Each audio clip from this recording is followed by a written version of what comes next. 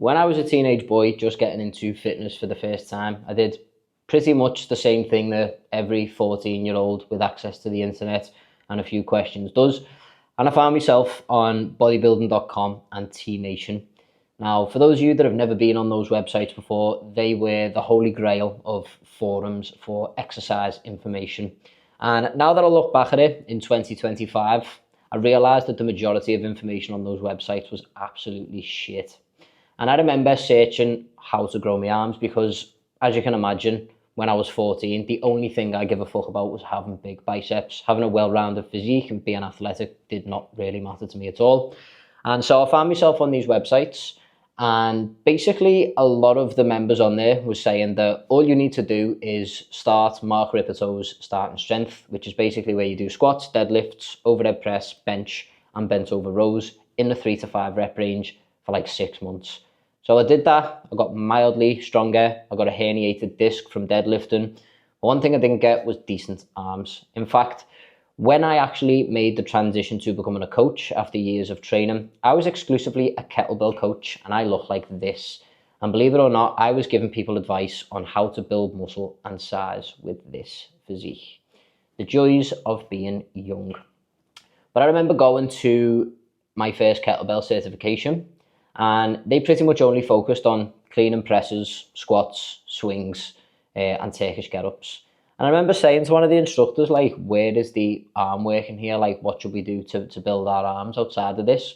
And she quite literally laughed in my face and said, why would you need to train your arms? You're getting all the arm training you need from doing cleans and presses. Which immediately rung the alarm bells in my mind, but I kind of let that one slide. And she then followed this up with, just look at all of the instructors in here and look at their physiques, and they were all absolutely massive.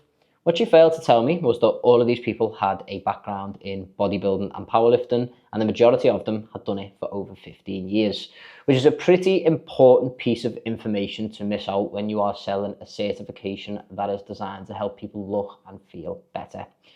The reality of fitness in the modern day is this. There's certain things that people you look up to say that end up entrenched in your psyche and completely shape your views around training, health, and wellness in general. And for me, mine was that I just didn't really need to train my arms because I felt like I was getting a good enough pump from doing the compound lifts and from training kettlebells. But I actually looked at my physique 2 years down the line, post starting my coaching career, and realized that I looked like absolute shit. And so I did what pretty much any sensible person would do. I went and joined a gym to coach out of, where pretty much every single person in there was absolutely massive and way more ahead of me in their fitness journey. And what I noticed was they were training arms, and they were training arms hard. And this was something that was relatively new to me. I'd done it when I first started out training, but I hadn't done it for a few years, just based off of what I had been told and what I had been led to believe.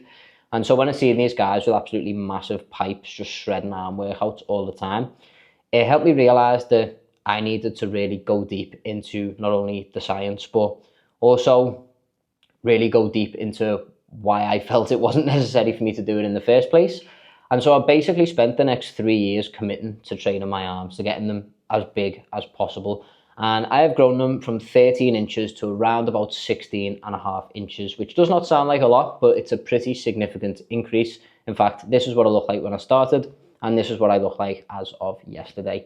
And so I'm going to take you through the 5 things that I think everyone needs to consider when it comes to training arms.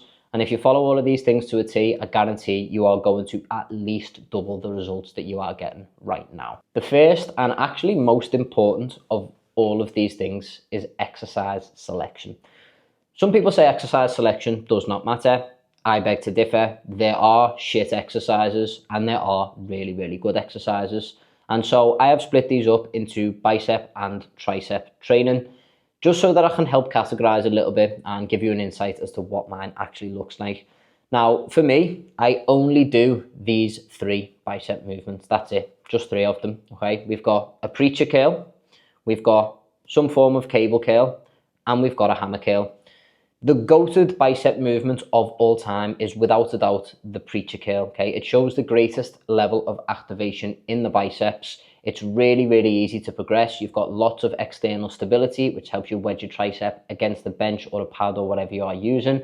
And it gives you a lot of leverage in the movement, which means that we can take it pretty close to failure quite comfortably. For me, the preacher curl has been a staple now for the last 3 years of my training, and I've managed to progress it up from a 12 key to now 24 kilo per side. But I think an easy bar preacher curl is absolutely fantastic as well. The second of which is a cable curl. I absolutely love cables, and if you're in a gym in 2025, you will notice that it has been overrun by children who are following science-based lifters online, because they basically recommend that you should only do cables and that anything else is a complete waste of time. So it's probably pretty pointless me even telling you this, because you're probably not going to be able to get on a cable machine at peak time in your gym anyway. But cable curls are really, really great. I like just a pretty basic straight bar cable curl. I do like a Bayesian curl every once in a while, but it's quite rare that I'll find 2 stacks that are free. So I will just generally stick with cable curls in front of the body. The last of which is a hammer curl. This is a really, really excellent movement. It's really good for training the brachialis, which is essentially what makes your forearm look thicker. But this also runs right up in between the bicep and the tricep, so it will increase the wideness of your arms as well. You cannot go wrong by having those 3 movements in your arsenal. But way more important than the biceps are the triceps.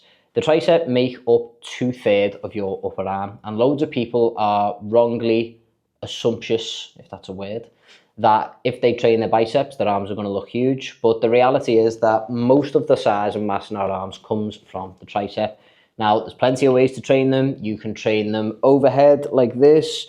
You can train them across the body. You can train them in front. For me, I find that these exercises alone are more than enough. A straight bar push down. This is my bread and butter for triceps, okay? It's absolutely excellent. It's pretty easy to load up on a pinned cable machine, and it just feels really, really fucking good. The second of which is a single arm push down. Again, I find these excellent. I feel like I can get a little bit more range and better squeeze on them as well. And then we've got cable crossovers, which you can do with 1 or 2 arms. The only problem is you are sometimes limited if you are squeezing onto the ball of the cable machine, and you might need a cuff to execute these. The last one, which is a bit of an honourable mention, is weighted dips. I do consider these a little bit more of a chest exercise, no matter whether we are straight up or whether we are tilted forward a little bit more. I always feel this in the front delts and chest, slightly more than I would in the triceps, but it definitely helps with building some size in them. It's important to note that we are going to get some stimulus from compound movements, but it's definitely not going to be enough alone to make a tangible difference to your physique. The second thing I wanted to touch on was frequency. If you know anything about my coaching program, Heavy Metal Training, it's that frequency is a really big thing for me, because the majority of the splits that I run are full body, or they are a full body upper lower. Now that means that I can get greater frequency across the week with my arm movements. There used to be this idea that frequency does not matter as long as volume is equated, but if we look at this from a common sense standpoint, if I try and do all of my arm movements in one day, after the first 2 or 3 movements, I'm going to be fried. The more tired I am and the more fatigue I'm carrying, the less motor units that I can recruit, and therefore the less effort I can put into each set, which means that I'm not going to see as much gains. Whereas if I run a full body split where I have maybe 1 to 2 arm movements per day, which is what I'm running right now, that means that my arms are going to be pretty fucking fresh every single time I'm training them, and therefore the sets that I am doing on those days are far more effective. And this method has actually helped me PB in pretty much every arm movement, every single session for about 90% of my sessions. That's a lot. Lots of people think you can't progress at that rate. Me and all of my clients are hitting PBs quite literally every single week. If you don't believe me, go to my Instagram and just check out some of the posts of the messages that I receive from my clients on a daily fucking basis. Like, this shit works. Having a greater level of frequency just gives us more chances to hit the muscle fresh, as opposed to absolutely fucking it up in the first half of your arm day and then just really tailing off towards the end of it. I did say the first thing was the most important, exercise selection, but I was wrong. It is intensity, okay? And intensity is a bit of a grey area, I think, for people when they're training arms, because they naturally think, well, the thing that takes the most energy is my compound lifts, and they've obviously got to go at the start of the workout. So arms are treated as a little bit of an afterthought for the majority of people, which I think, although would seem logical is a little bit nonsensical. Now, the thing with arms is that your muscles in your arms are generally a lot smaller than in your legs, in your chest, in your back.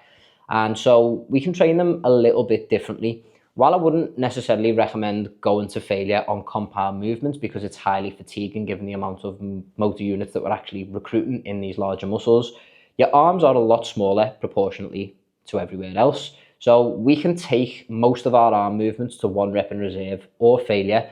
And if we're using machines, I see no reason not to take all of your arm movements to failure on every working set. It's something that I've done for a pretty long time and I haven't really suffered any ill effects from it.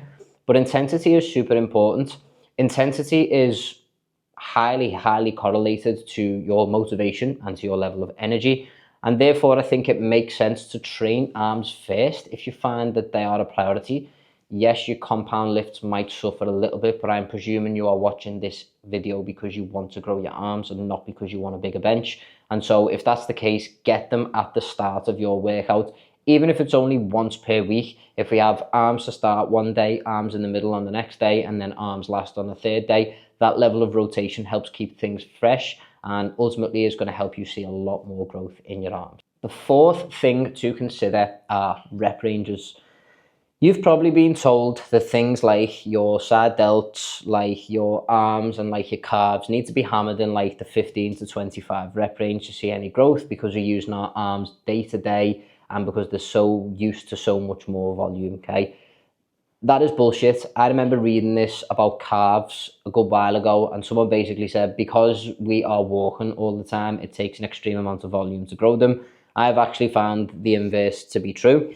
I generally train my arms in the 4 to 10 rep range. Does that mean that going any higher than that is a waste of time? Absolutely not. I think we can get really good results from higher reps for our arms. Lots of people continue to do so. And every so often, I will just take a set up to say like 20, 25 reps. But I would say 95% of my arm work is in those lower rep ranges. And that all comes down to intensity, right? For me, it's easier for me to use lower rep ranges to get some instant feedback as to where my failure point is. I find that the higher up in reps I go, the less focus I have throughout the set, the more I start cheating reps a little bit, and it becomes harder for me to determine whether I've actually failed or whether I've just got a massive amount of lactic acid building up or I'm just a bit fucking bored of the set, okay? For me to train arms like you'll see me doing here with the cable curls for like 5 or 6 reps is super effective because I know straight away when I have hit that point of technical failure. And honestly, that's what's helped me hit some serious PRs in terms of curl numbers and in terms of things like push down numbers as well. Lower reps, if you know anything about my training, they're kind of like my bread and butter. It's not the case that lower reps just induce strength and higher reps induce hypertrophy. You can be strong in any rep range. You can also build muscle in any rep range. It's all entirely relative. The last thing for you to consider is your body weight, right? Traditional wisdom says that for every stone in the UK, so that's about 6 kilos or like 13 or 14 pounds that we put on, we will gain an inch in size on our arms. I have found that to be true, okay? The lighter I've been, the smaller my arms have been, the heavier I've been, the bigger they've been. A lot of that in the past had been fat gain, but I generally find you are going to have to put on some considerable weight if you want your arms to grow, and that's mainly because of proportions, okay? At the end of the day, we need to make sure everything is in proportion. We're not just hammering our arms, we're training everywhere else in our body. We are going to build muscle and we are going to grow over a long time frame. Now, building your arms is not something that you can do quickly unless you are a complete beginner. For me, it's taken me literally a year to add an inch to my arms. I'd say I've grown them about 3.5 inches over the last like 2 to 3 years, but certainly over the last year, because I'm a more experienced lifter, I find it a lot tougher to actually put size on my arms, and that's with rigorous, hard training. If that puts you off, then maybe being in the gym and bodybuilding style training is not really for you, because this is a real game of patience, okay? Just think about what your arms are going to look like in 5 years' time if you keep hammering all of the things that I have pointed out to you here today. They're going to look absolutely fucking fantastic. If we make sure that we are nailing our frequency, that we have got our exercise selection correct, that we are repeating the same movements that are working for us over and over and over again for multiple years, that our frequency is really turned on, that our intensity is to 1 rep in reserve or pretty close to failure, and that we are working across a range of rep ranges really. I like lower, some people like higher, but let's have a blend of the both of them to get the best results. You're going to get big arms. It's as simple as that. I've helped literally hundreds of clients do the exact same thing. I've put all the transformations right across the screen right now so that you can see what's going on. But yeah, if you're interested in knowing a little bit more about heavy metal training and what exactly my training programs can do for you in just 3 to 4 sessions per week, then check out the description below. There's a whole host of links of all the shit that I've got going on and ways that I can help you. Peace out.